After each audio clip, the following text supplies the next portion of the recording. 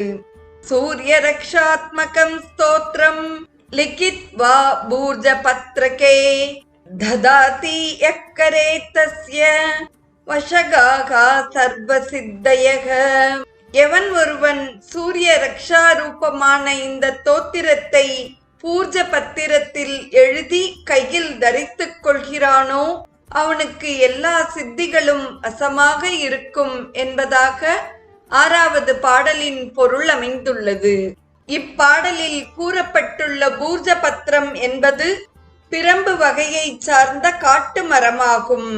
பண்டைய காலங்களில் சம்ஸ்கிருத இலக்கியத்தின் கையெழுத்து பிரதிகளுக்கு எழுதும் மேற்பரப்பாக பயன்படுத்தப்பட்டுள்ளது. இது இன்னும் மந்திரங்களை எழுதுவதற்கு காகிதமாகவும் பயன்படுத்தப்படுகிறது. இந்த பட்டையில் சம்ஸ்கிருத ஸ்லோகத்தை எழுதி ஒரு தாயத்தில் வைக்கப்பட்டு பாதுகாப்பிற்காக அணியப்படுகிறது. நிறைவாக வரும் 7வது